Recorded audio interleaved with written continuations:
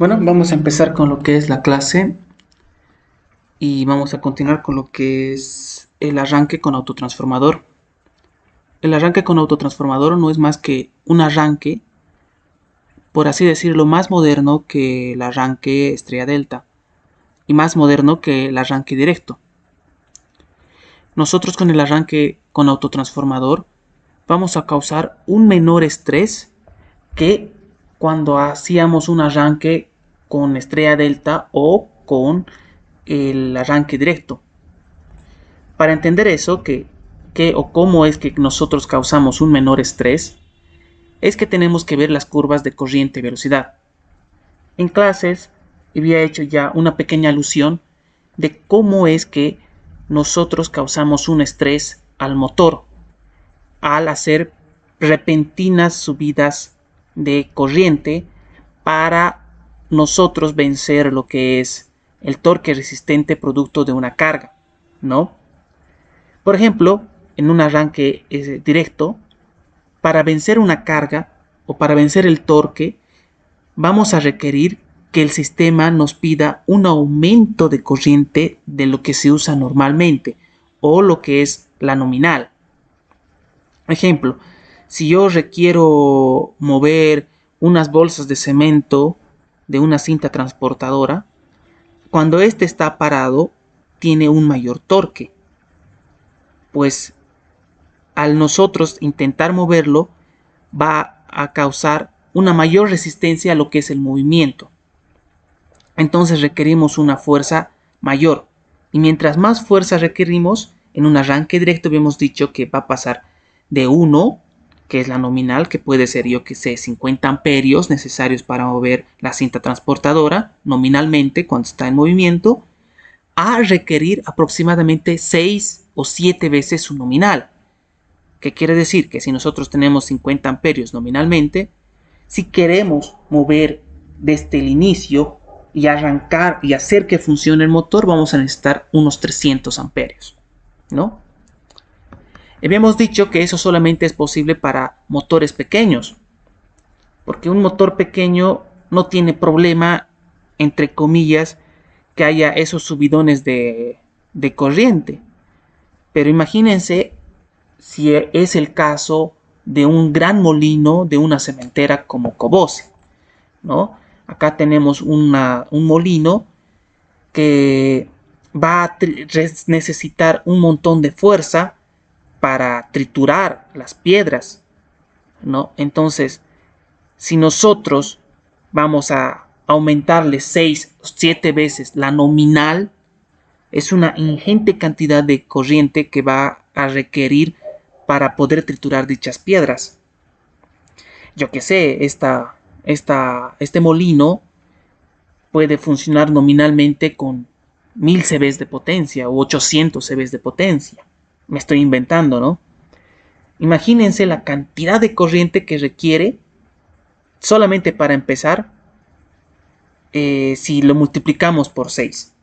Sería una absurda locura. No se podría imaginar uno la cantidad de corriente que se requiere para que inicie este sistema, ¿no? O sea, vamos a sobrecargar la red.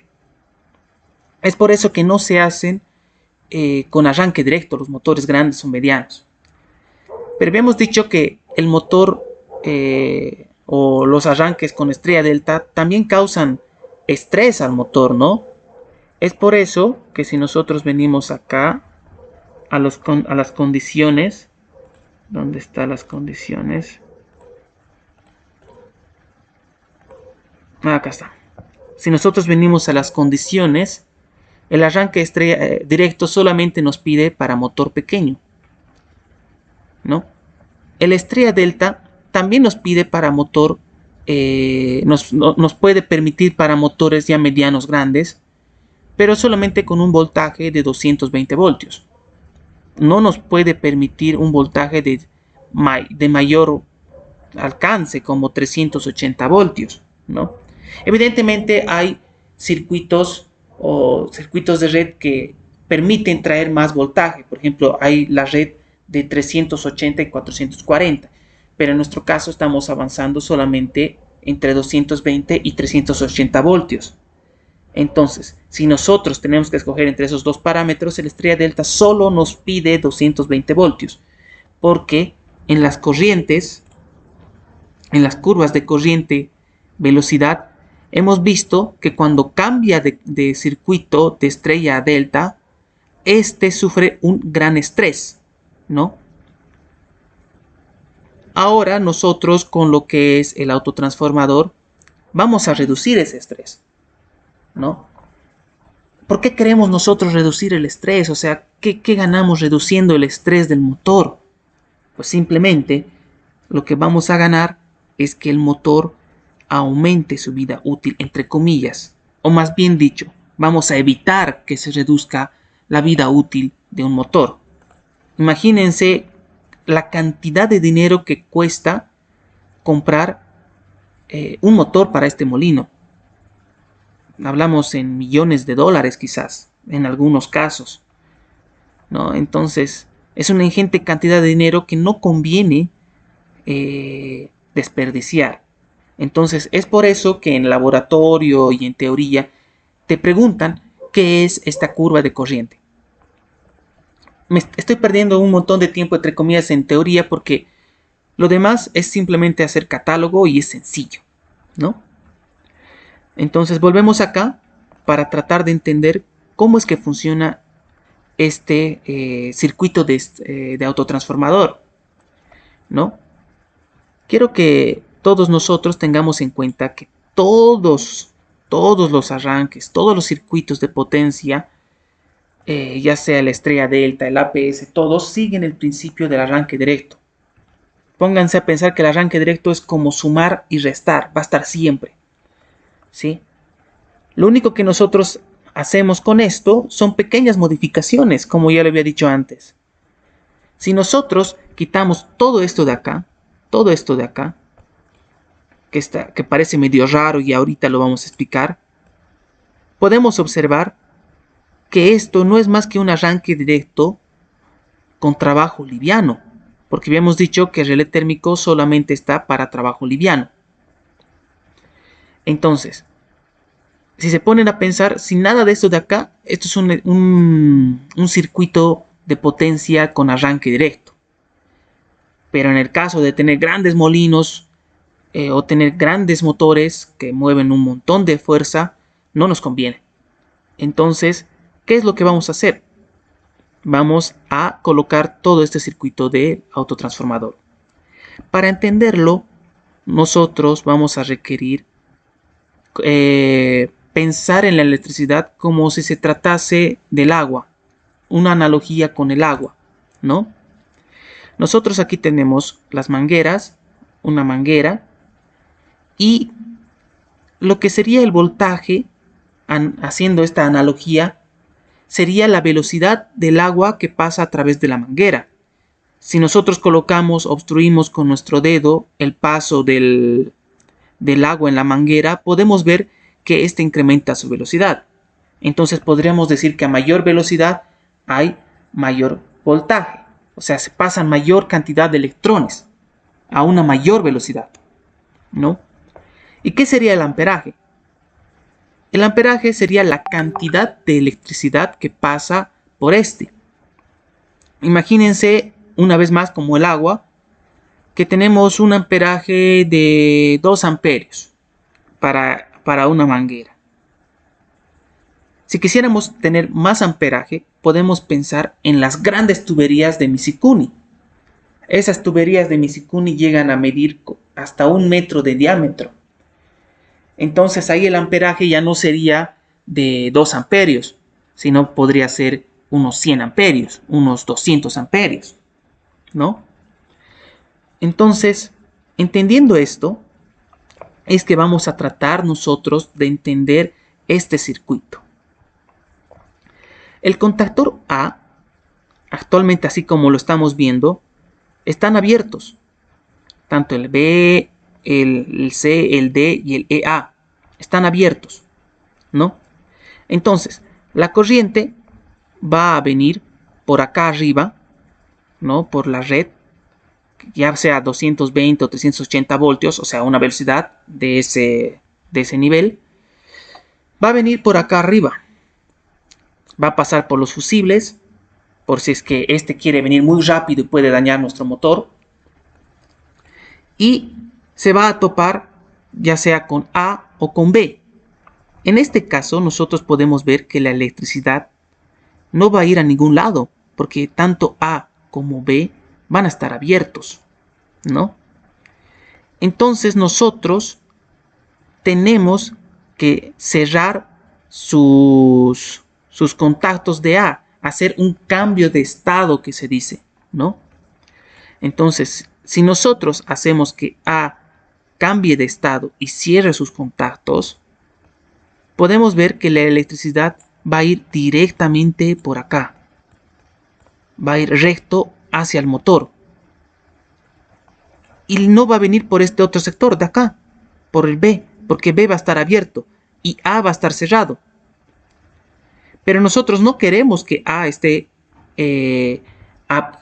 cerrado en un principio. No queremos que la electricidad al principio, cuando se está haciendo el arranque, vaya y supere las 6 o 7 veces la nominal que habíamos explicado en el diagrama, ¿no? Entonces lo que vamos a hacer es que A permanezca así abierto y que no se cierre por lo menos al principio. Y más bien vamos a desviar el agua como si nosotros estuviéramos aquí construyendo una represa. Imagínense que aquí se construye una represa y aquí pasa el río, ¿no? Nosotros no queremos que pase por el río inicialmente porque tenemos que construir la represa. Entonces lo que vamos a hacer es desviarla.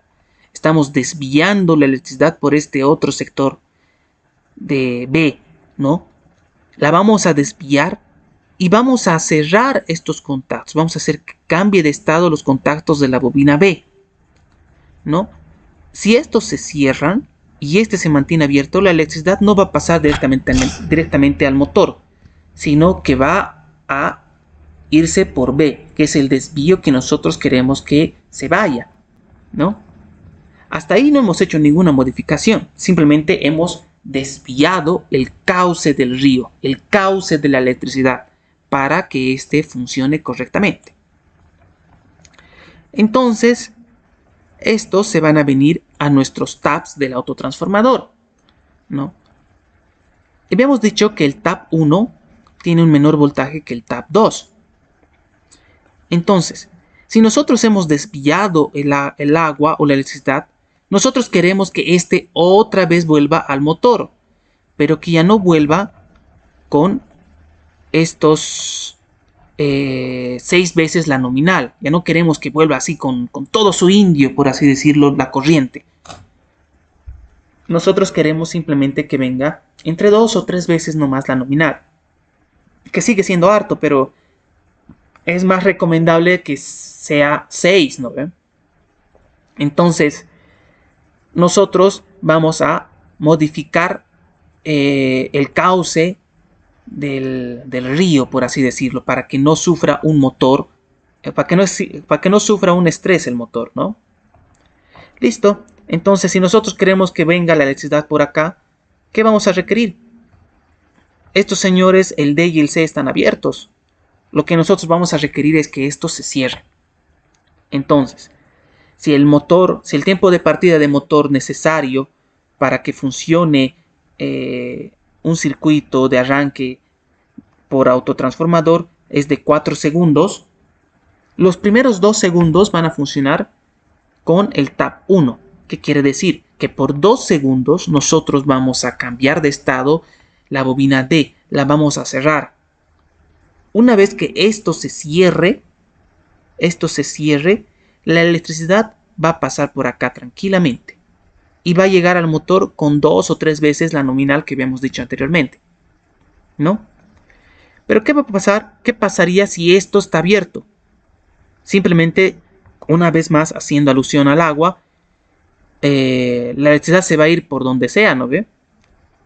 No va a terminar de ir con todo al motor. Entonces, este EA también tiene que estar cerrado, ¿no ve? Entonces, tanto la bobina D como la bobina E, sus contactos van a cambiar de estado, o sea, van a estar cerrados. Eso va a pasar por los 2 primeros segundos.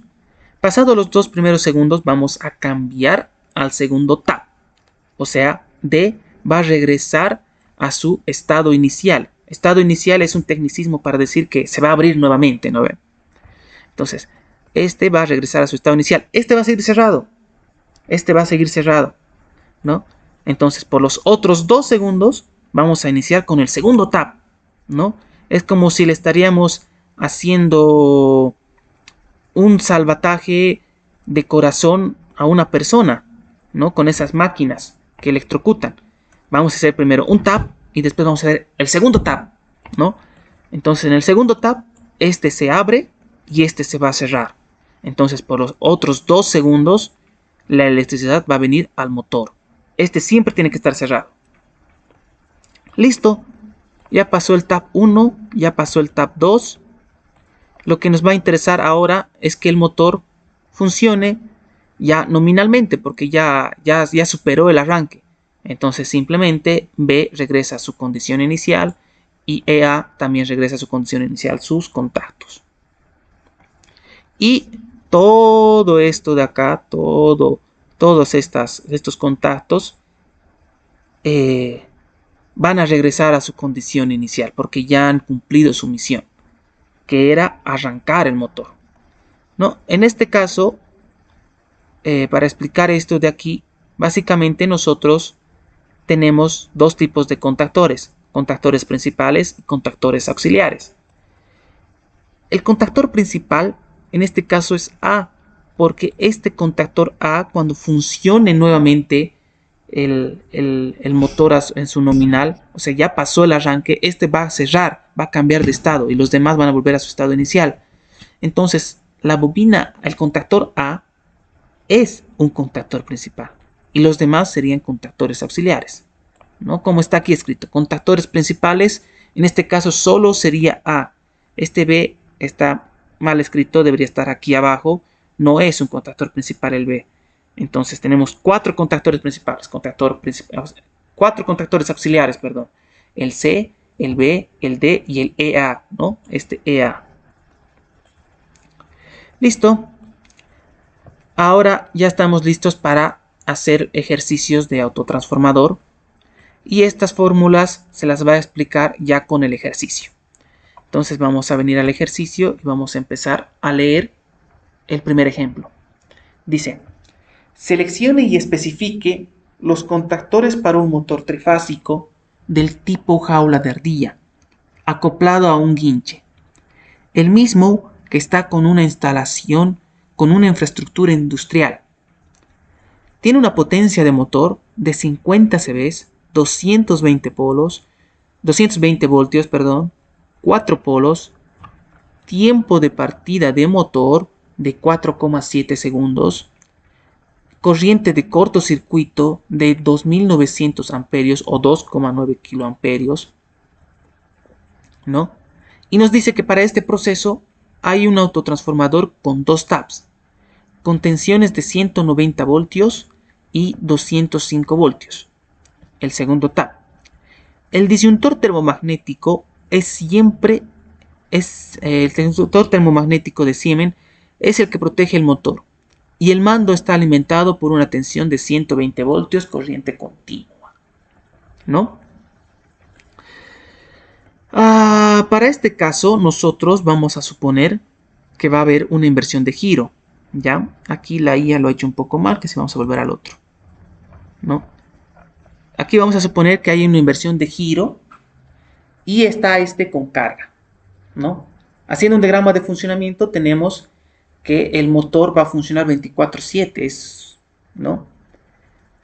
Este podría ser tranquilamente un trabajo liviano, pero para cuestiones académicas vamos a pensar que es un trabajo pesado. Aparte que tiene inversión de giro, ¿no? Si tiene inversión de giro, habíamos dicho que va a ser trabajo pesado, ¿no? Aquí tenemos. Si opera con inversión de giro, es trabajo pesado, ¿no? Porque un trabajo liviano va a operar solamente con un solo sentido de giro. Pero hay una excepción. Si la inversión de giro funciona con temporizadores, que ya seguramente lo vieron en laboratorio, pues bueno, tiene que ser el funcionamiento mayor al periodo en la cual el motor se calienta, porque todos los motores se calientan en 2 horas, ¿no ven? Eso habíamos dicho, ya sea grande o pequeño, todos se calientan en 2 horas. Y se enfrían en 2 horas si es pequeño o 5 horas si es grande.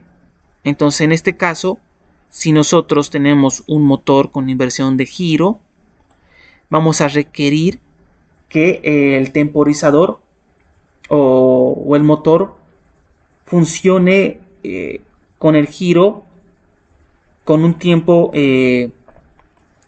mayor a 5 horas, ¿no? O sea, que por 5 horas funcione en un lado y por el otro lado funcione a izquierda. De tal manera que el motor siempre arranque en frío, que habíamos dicho que es el requisito para relé térmico, ¿verdad? Si el motor arranca caliente ya no es trabajo liviano, tiene que ser pesado, va a ser pesado, porque ya el motor está arrancando en caliente y el relé térmico tiene una constante que modifica los tiempos de accionamiento, ¿no? Que ya habíamos hecho el ejercicio en estrella delta. Entonces, con ese pequeño ejemplo, nosotros venimos acá y vamos a simular que esto es trabajo pesado, ¿no? Una cosa más, siempre va a ser trabajo pesado si nosotros vamos a utilizar un pulsador de marcha o de parada, ¿no? Porque con un pulsador de marcha o parada, nosotros decidimos, digamos, que el motor gire 5 minutos a la derecha y después a la izquierda que funcione 2 horas y después a la derecha que funcione 1 hora y así las veces que se nos dé la gana con un pulsador de marcha y de parada. Entonces tendría que ser con temporizador, ¿no ven? Volviendo al ejercicio, volvemos a hacer nuestro esquema de arranque con el autotransformador y tenemos que este es con inversión de giro. Como les habíamos dicho anteriormente, primero colocamos los elementos de protección. En este caso, nos dijo el ejercicio que va a haber un disyuntor termomagnético. Como va a haber un disyuntor termomagnético, lo colocamos. Si no nos dice que en el ejercicio que hay un disyuntor termomagnético, es mejor usar fusibles. Porque como vamos a ver en este caso, el disyuntor termomagnético simplifica un montón de cálculos. Específicamente los cálculos de comprobación, que son los que más causan o son causantes de tiempo, para tardar tiempo, ¿no? Y en un examen el tiempo es vital. Una segunda cosa que nos tiene que pedir el ejercicio, nos tiene que dar tabs, ¿sí? Nos tiene que dar tabs. Nos tiene que decir, el primer tabs funciona con 180 voltios, digamos, o con 185, o con 193, ¿no? Entonces, si nosotros vamos a trabajar con autotransformador, siempre nos tiene que dar tabs, o nos tiene que dar porcentajes de los tabs. Nos tiene que decir, el primer autotransformador funciona con el 90% del voltaje de la red. Y calculamos 220 por 0,9. Y ese es el voltaje del primer tab, ¿no? Y así para el segundo tab también. Si no nos dan ninguno de esos, muy probablemente no va a ser autotransformador, ¿vale? Entonces, vemos acá que aquí abajo, todo esto de aquí es el circuito del autotransformador. No cambia nada. Es tal cual lo que hemos visto. Siempre va a ser así, ¿no? A no ser que disminuyan los tabs. A no ser que nos diga, este autotransformador solamente tiene un tab. Entonces quitamos el segundo tab. Quitamos la bobina C, quitamos el tab de acá, ¿no? Solo en ese caso cambia. Listo. Esto tiene un aliciente y es que es con inversión de giro. Entonces nosotros vamos a aumentar 2 tabs acá.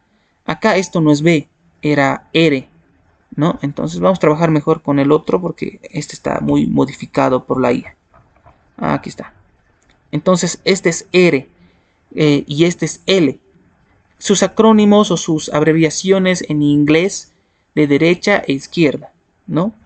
Una vez más, lo que habíamos dicho, si nosotros queremos que funcione por el lado derecho, simplemente vamos a cambiar de estado la bobina R y la L lo dejamos. Entonces R cambia de estado, sus contactos se cierran y la electricidad va a pasar por acá tranquilamente. Y por L ya no. Eso es el tiempo que nosotros veamos necesario. 2 minutos, 3 minutos, 1 hora, 4 horas, 5 días, lo que veamos necesario. O lo que nos pida el diseño del motor, del circuito, perdón. Listo, queremos que funcione a la izquierda, R regresa a su condición inicial y L va a cambiar de estado. Sus contactos de L se cierran y ahora la electricidad camina por este sector de acá. Camina por L, ¿no? Y ya de ahí ya va a pasar lo que es lo que habíamos dicho anteriormente, ¿no? Del arranque por autotransformador y todo lo que ya se había explicado. Es lo único que cambia. Y aunque hayamos hecho todo esto, tenemos que siempre especificar con qué clase de motor estoy trabajando, cuál es su potencia y cuál es el número de polos de este motor, ¿no? Eso es importante. Listo, ya tenemos entonces lo que es el esquema del autotransformador, o sea, nuestro diagrama de potencia. Y vamos a iniciar con lo que es especificar cada uno de estos, ¿no? Aquí vamos a necesitar un disyuntor termomagnético y 1, 2, 3, 4, 5, 6 y 7 contactores. Todos, absolutamente todos, tenemos que especificarlos. Tenemos que decir qué tipo de disyuntor voy a usar y qué tipo de contactores voy a usar. Porque al final al cabo esto es como ir a la ferretería. La ferretería nos van a decir qué tipo de alicate quieres, qué tipo de perno necesitas y así, ¿no? Entonces necesitamos especificar. Y mayor es la necesidad de especificar en una industria, ¿no? Entonces, antes de iniciar con la especificación, vamos a necesitar calcular los elementos de protección y maniobra. Acá yo tengo, o ya había hecho en el grupo, lo que son un pequeño formulario a llenar. Porque nunca, al menos en el primer parcial, no cambia los, ¿cómo decirlo? No cambian los cálculos de los esquemas de circuito de potencia. No cambian los elementos, los cálculos de los elementos de protección. Siguen un patrón. Entonces, ese patrón está acá en nuestro formulario, por así decirlo, ¿no? En este caso, nosotros vamos a necesitar calcular los elementos de protección y maniobra. Para eso, siempre tenemos que calcular estos cálculos mínimos de acá, ¿no? Estos cálculos de aquí. Es lo que necesitamos calcular. Como es complicado escribirlo aquí, vamos a hacerlo directamente con las fotos que le mandé al WhatsApp, que están aquí. Entonces venimos a nuestro formulario y vamos al índice y tenemos en la parte final, en la página 32, lo que son los motores trifásicos. Para este caso del autotransformador, si es 50 CV, se va a entender que va a ser un motor mediano o grande. Entonces venimos a la página 32. Vamos a la página 32.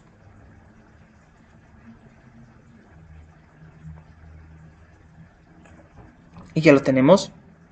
Aquí están los distintos datos o parámetros del motor mediano grande. Habíamos quedado que nuestro motor es de jaula ardilla 50 CV, 4 polos. Entonces venimos acá y aquí están 4 CV y 50 polos. Le voy a meter zoom para que se vea mejor.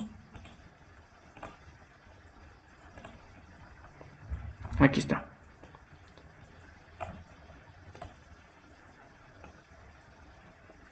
Entonces aquí tenemos 4 polos y vamos a buscar en esta columna la parte donde dice 50 cb. En 50 cb vamos a buscar en las columnas el lugar donde dice corriente nominal. Entonces, nosotros aquí tenemos 50 cb, vamos en línea horizontal y vamos a escoger hasta donde es la corriente nominal, que está acá arriba, como ya se había explicado anteriormente. Entonces, en este caso va a ser 62. Eso lo vamos a anotar aquí. Pero si nosotros colocamos 62, solamente estaría mal. ¿Por qué? Porque aquí en nuestro catálogo nos dice que estos valores de corriente son para 440 voltios y nosotros tenemos 220. Entonces, nos da aquí un factor para multiplicar. Si nosotros tenemos 220 voltios, vamos a multiplicar por 2 los valores que nos den. Y si nosotros tenemos 380, multiplicamos por 1,11. En nuestro caso tenemos 220 y multiplicamos por 2. Entonces eso está aquí. Multiplicamos 62 por 2. Va a ser la corriente nominal que funciona nuestro motor en este caso, en este circuito, es de 124 amperios. Listo, vamos a buscar el factor de corriente. El factor de corriente no es nada más que corriente de partida, ¿no? Que sería corriente de partida de motor dividido entre la corriente nominal del motor, ¿no? Entonces vamos a buscar para 4 polos en línea recta por la horizontal y tenemos que es 6,4 el factor de corriente, ¿no? Listo, aquí tenemos nuestro factor de corriente M. Y como M es igual a la corriente de partida de motor dividido entre la nominal, hacemos la multiplicación de M por la nominal y vamos a hallar la de corriente de partida de motor, que va a ser de 193,6 amperios. Aquí hay que tomar algo muy importante en cuenta, que esto es para una corriente de partida de motor de arranque directo. A nosotros lo que nos sirve ahora es el arranque del autotransformador. Entonces vamos a seguir una fórmula que está en el anterior diapositiva, por así decirlo entre comillas, que es para hallar las corrientes, ¿no?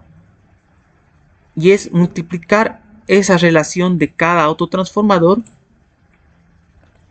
por la corriente nominal, si es que no me equivoco en este momento. No, la corriente de partida de motor. Entonces, aquí tenemos que vamos a tener la corriente de partida de motor del primer tab. Va a ser esa relación del tab 1, que es 190 voltios, dividido entre 220, ¿no? Que es esto de aquí. La relación del autotransformador. Voltaje de salida dividido entre el voltaje de entrada.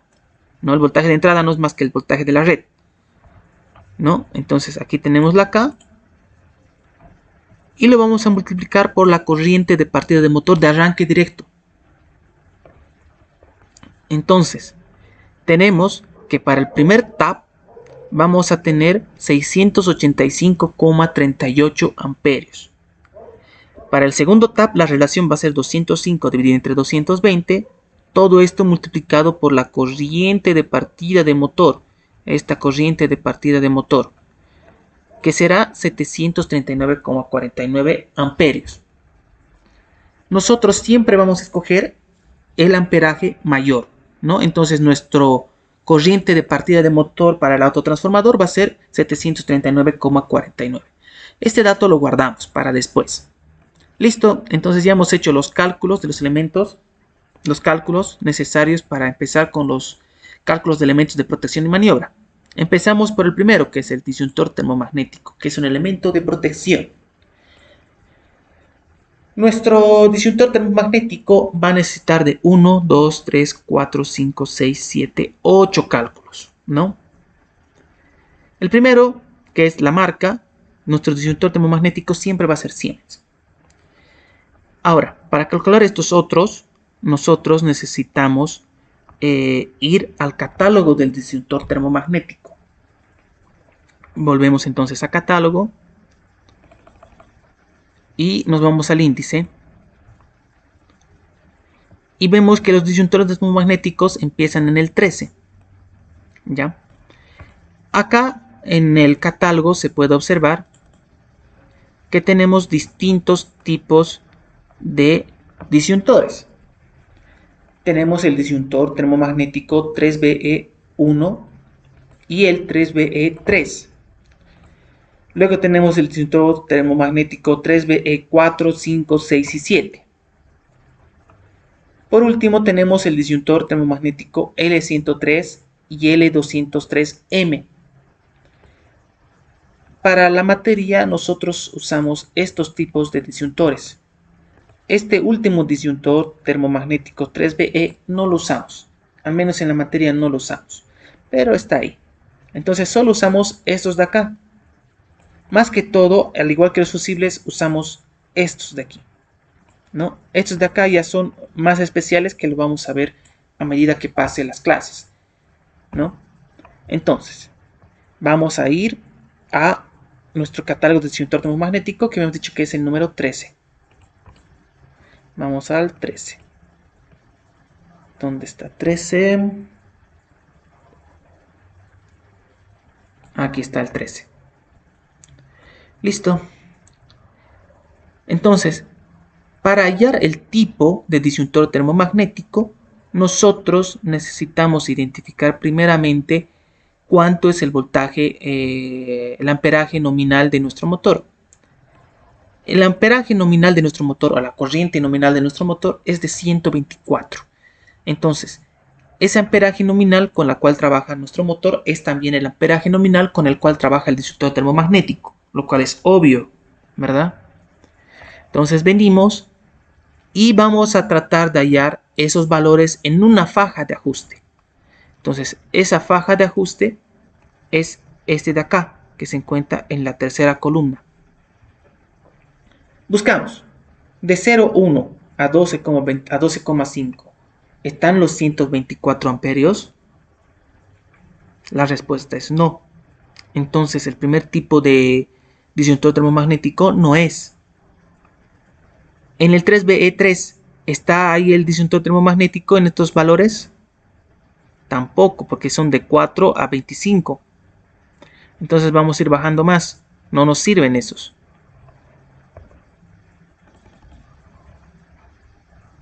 Vamos al otro lado, a los otros tipos de disyuntores termomagnéticos que están en la página 15.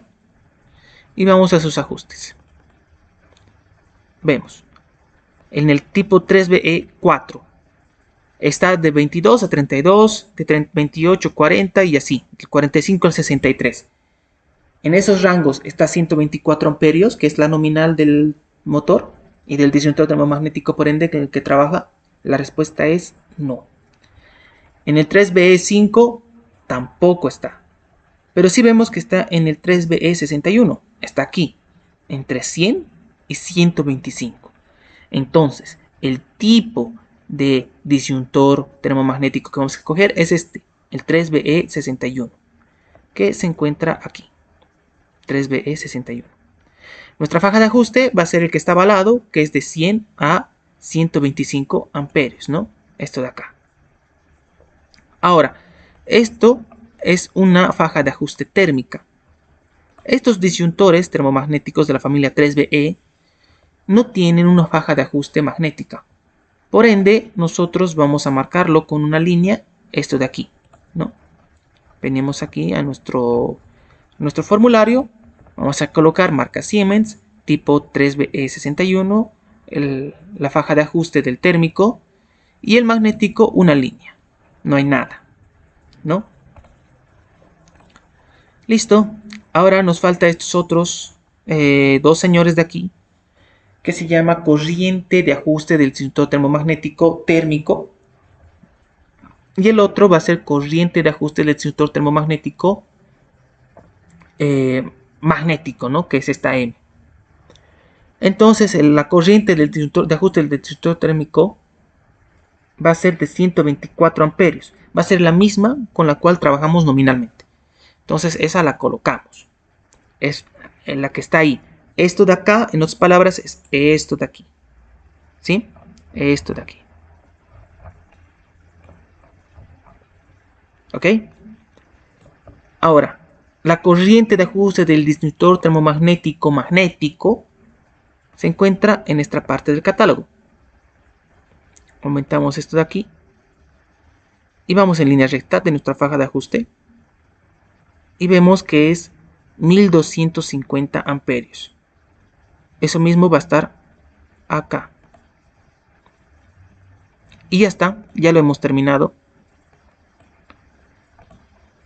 Listo, entonces colocamos aquí el voltaje de trabajo del disyuntor termomagnético.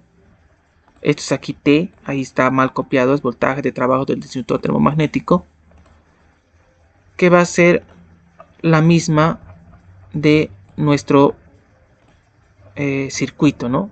220 voltios, trifásico, corriente alterna. 220 voltios, trifásico, corriente alterna. Y por último, al igual que un fusible que tiene una corriente de ruptura, o sea, si una corriente de cortocircuito viene con una cantidad mayor al de la cantidad de ruptura, este disyuntor termomagnético explota, se rompe. Entonces, la corriente de ruptura del disyuntor termomagnético se encuentra también en el mismo catálogo. Vemos acá el 3BU61 y vamos a la izquierda y vamos a ver estos valores. Para escoger cuál de estos tres valores de aquí es, venimos acá arriba. Un rato.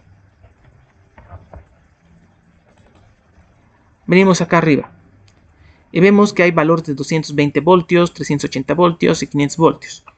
Lo que nosotros estamos usando es de 220 voltios. Entonces, venimos en horizontal, estamos usando 220 voltios y 300 y el tipo de disyuntor termomagnético 3BE61. Y vemos que es de 40 kiloamperios, ¿no? Estos valores están en kiloamperios.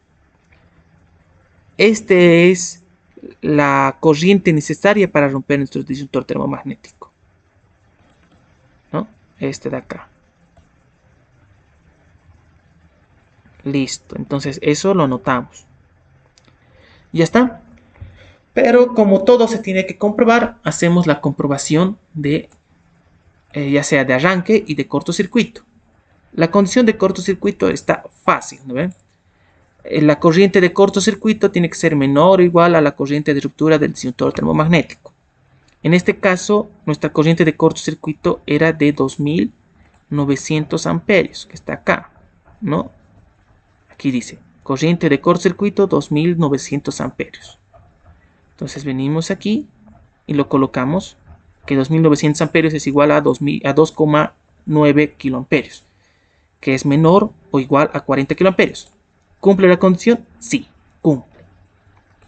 Ahora, la condición de arranque nos dice que el disyuntor termomagnético tiene que actuar en un tiempo mayor al tiempo de partida de motor, porque si actúa antes, nuestro motor no va a funcionar. Nuestro tiempo de partida de motor para este ejercicio es de 4,7 segundos. De 4,7 segundos. Entonces, nuestro disyuntor termomagnético tiene que funcionar en un tiempo mayor a 4,7 segundos. Porque si funciona en 4 segundos, cuando ya está en el segundo tap el arranque, el disyuntor termomagnético lo va a parar y va a abrir sus contactos. Porque ahorita acá están cerrados. Entonces va a cambiar de estado y los va a abrir. Y ya no va a funcionar nuestro circuito. O sea, a mitad del arranque se va a parar. Entonces esa condición nos dice que tiene que ser siempre mayor. En este caso, la condición de arranque que hemos hallado es de 6 segundos, que es mayor al de 4,7 segundos. ¿Cómo hallamos eso? Vamos a la tabla.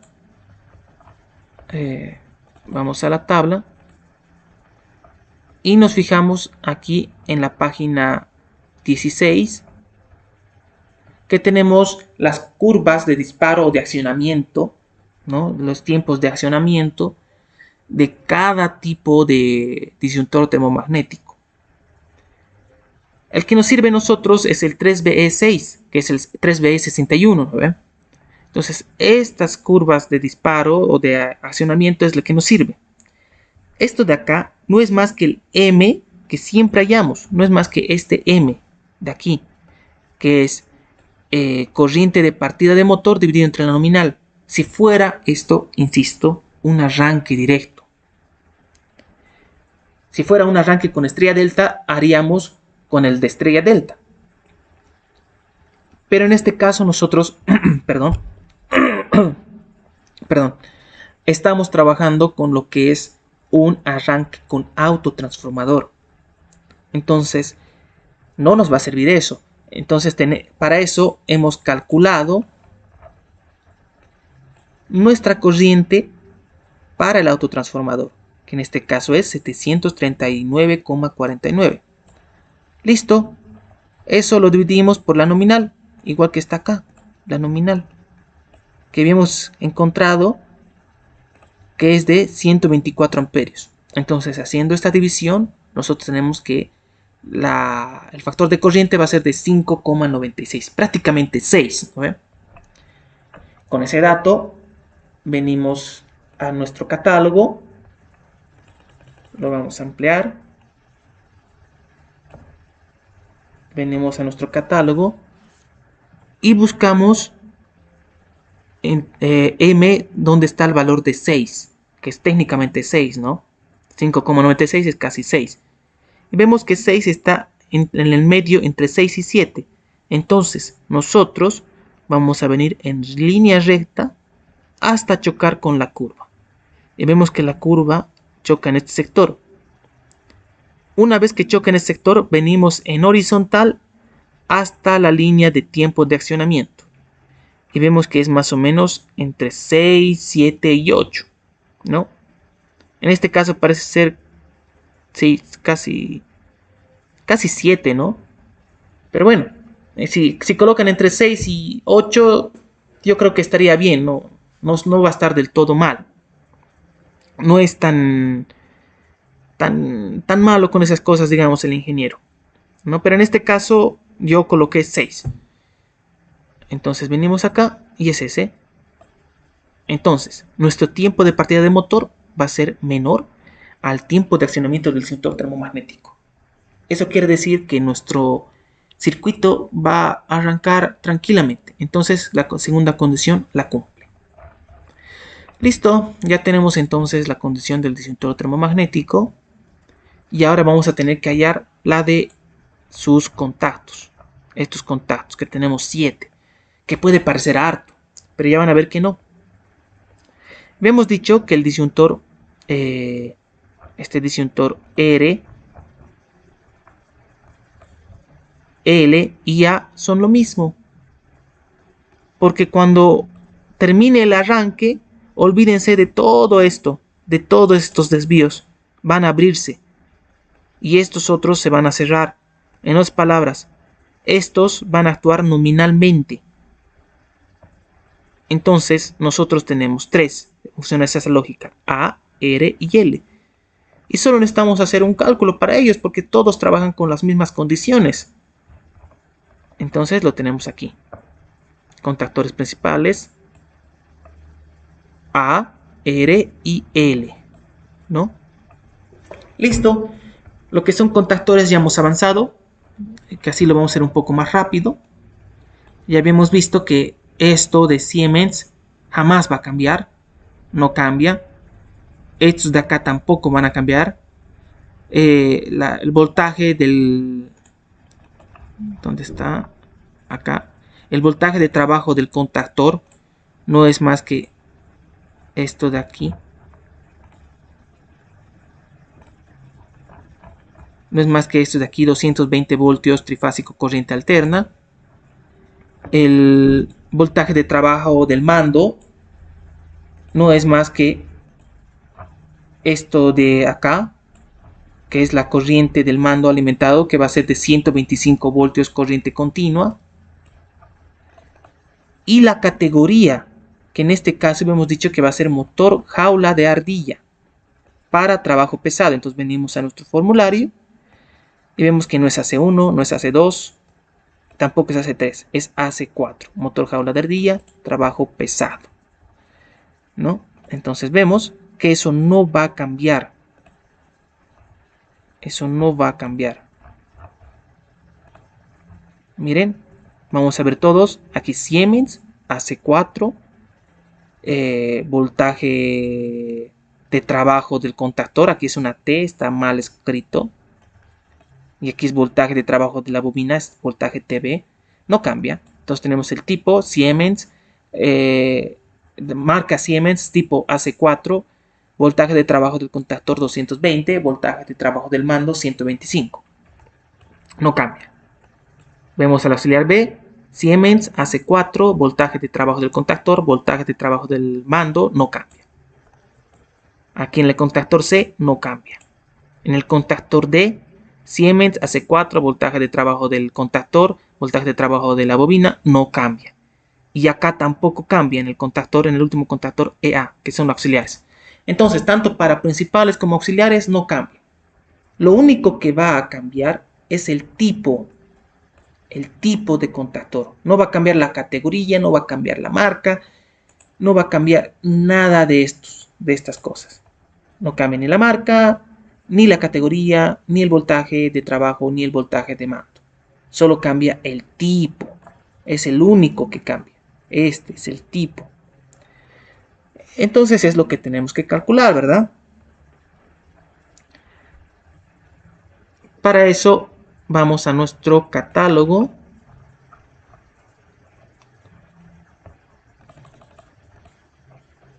Venimos al índice para ver dónde está. Contactores, aquí está, página 6, dice. Entonces venimos a la página 6. Y ya está.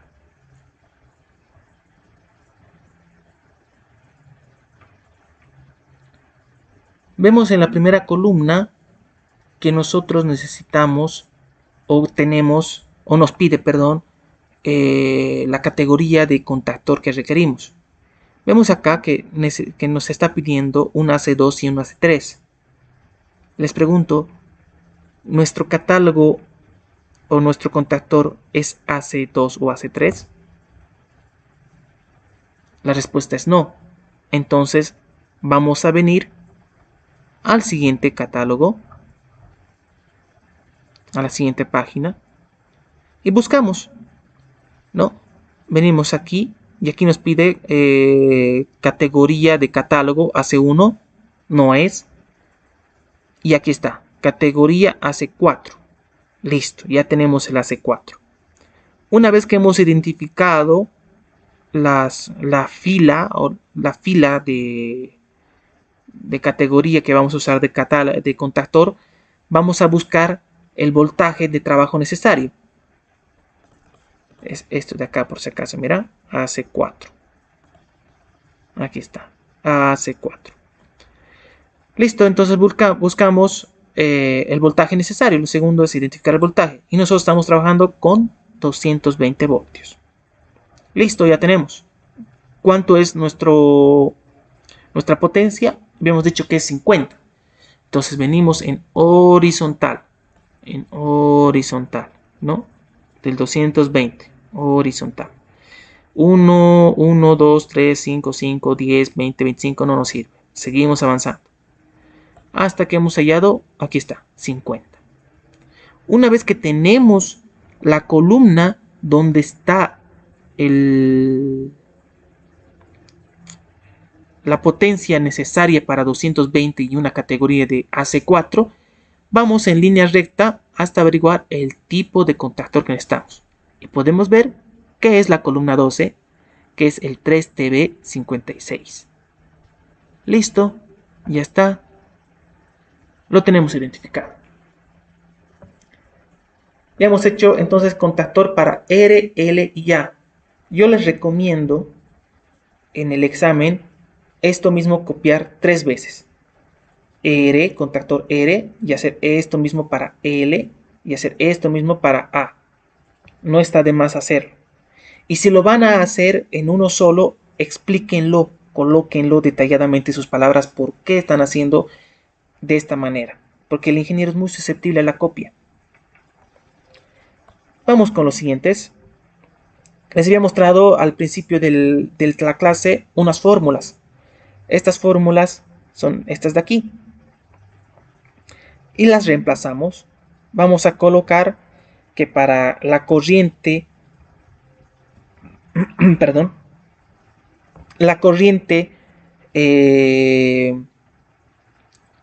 necesaria que va a pasar por la bobina B, para los que se están perdiendo, la corriente necesaria que va a pasar para la corriente B, aquí, vamos a necesitar una cantidad de corriente necesaria. Y eso va a depender de cuánta corriente vaya a pasar. Entonces, eso depende si nosotros vamos a usar en un tiempo un tap 2 o un tap 1. Lógico, ¿no ve? Entonces, va a haber dos corrientes que va a pedir al sistema cuando se use estos diferentes tipos de taps. Entonces, eso está aquí en la fórmula. Nos dice que vamos a multiplicar una constante al cuadrado por la corriente nominal del circuito. Entonces vemos que para el primer tap era de 190 voltios. Eso lo vamos a dividir entre 220 y todo esto a la potencia por 124. Y eso nos va a dar 92,49.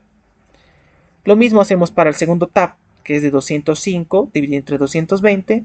Todo esto elevado al cuadrado por 124, que es la nominal. Y nos va a dar 107,67 amperios. Al igual que en el anterior caso, escogemos siempre el mayor. Una vez escogido el mayor, ya estamos listos para hallar el tipo de catálogo, porque hemos dicho que estos otros dos de acá, de arriba, y los dos de abajo no cambian. Entonces venimos aquí arriba, y en este sectorcito de acá, que dice corriente permanente, ¿no? Abajo de estas tablas medio raras, aquí donde dice corriente permanente, es donde vamos a hallar el tipo de contactor que necesito. Esto solamente se usa para contactores auxiliares. Solamente para contactores auxiliares. ¿Ya? Entonces venimos. 22 es mayor a 107. No, no es. 35 es. No. 55 no. 110 sí. 110 sí. Entonces, ¿qué tipo de contactor había sido? 3TB48. Eso está acá. 3TB48.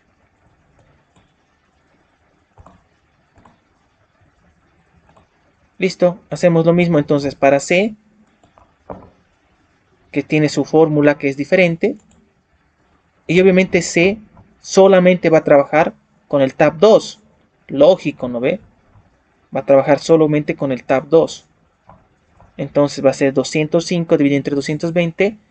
Ya no al cuadrado, porque ya no nos pide eso la fórmula. Por 124 voltios. Amperios, perdón. Eso nos va a dar 115 amperios. Volvemos otra vez al catálogo y vemos que 110 ya no abastece, sino va a ser 180. Entonces, ¿qué tipo de catálogo de contactor va a estar? El 3TB50. Y eso lo coloco acá. 3TB50. Listo, ahora hacemos los dos que nos faltan, que es el D, que ya va a ser para el tap 1. Y nos va a dar un resultado de 107,09. Volvemos a nuestro catálogo y vemos que 110 es mayor a 107. Entonces, ¿qué contactor voy a estar? El 3TB48. Aquí está. 3TB48. ¿No? Por último, volvemos al contactor auxiliar EA, que al igual que el contactor B, va a ser diferente si se usa el tap 2 o el tap 1. Lógico, ¿no ve? Va a ser diferente la corriente. A diferencia del C y el D, que depende solamente o del tap 1, o del tap 2, o del tap 1. Entonces, usando la fórmula, que está aquí, que va a ser corriente del contactor D menos corriente de B1, va a ser igual a 14,60. Y para el tap 2 va a ser corriente C menos corriente B2, esto es B2, no es D, va a ser 115,54 menos 107,09. Eso va a ser igual a 7,87, ¿no? Listo. Entonces cogemos el mayor, que es 14,60. Venimos aquí y vemos que basta y sobra con el primer tipo de contactor, que va a ser el 3TA20. Aquí está, 3TA20. Y terminamos. Ya están todos los contactores. Ya tenemos sus especificaciones. Y el ejercicio estaría terminado. Sin embargo, si se han puesto a notar, no hemos hecho ninguna comprobación en ninguno de los contactores. ¿Por qué?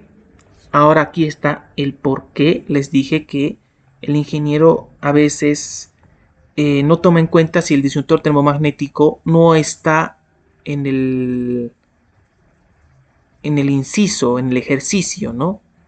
Y es que el disyuntor termomagnético actúa rápido y hace que los cálculos sean más fáciles, que no se hagan, en el caso de los contactores al menos, comprobaciones. Entonces vamos a ver aquí las observaciones que he colocado aquella vez. Y es, 1. No se hace comprobación de arranque porque el contactor soporta 8 veces la nominal. ¿Qué quiere decir? Que al menos para los contactores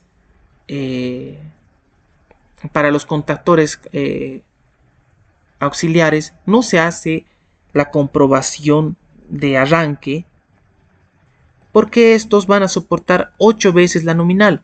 Y si vemos en todo tipo de arranque, ya sea el directo, ya sea el estrella delta o en este caso el arranque por autotransformador, vemos que jamás se va a superar las 8 veces la nominal. Básicamente ese es un sobrecorriente. Vamos a volver aquí a nuestras condiciones. Si no me equivoco, aquí lo coloqué. Y vamos a ver que el disyuntor termomagnético, una vez más aquí hay un error. El disyuntor termomagnético protege contra cortocircuitos y sobrecargas. Para que esto quede claro y más que todo en teoría que se avanza, un cortocircuito es básicamente 10 veces la nominal. 10 veces la nominal. Y una sobrecarga va a ser menor a lo que es la 10 veces la nominal. Un arranque de motor es una sobrecarga. Pero hay dos tipos de sobrecargas. Hay las sobrecargas momentáneas y las sobrecargas permanentes. Las sobrecargas momentáneas no es más que el arranque de un motor. Por ende, nosotros tenemos que evitar a toda costa que el disyuntor termomagnético, el relé térmico, el fusible actúen ante una sobrecarga momentánea, porque es el arranque del motor. Y hay otra que es permanente, que una vez que llega la sobrecarga no se va, entonces ahí tenemos que actuar en un tiempo prudente para evitar que el motor se friegue, ¿no? Aquí está lo que les decía. Entonces los contactores pueden soportar hasta 8 veces la nominal. Entonces es por esa razón que no se hace esa comprobación de arranque, ¿no? Que está acá. No se hace comprobación de arranque del contactor, porque soporta, una vez más, 8 veces la nominal.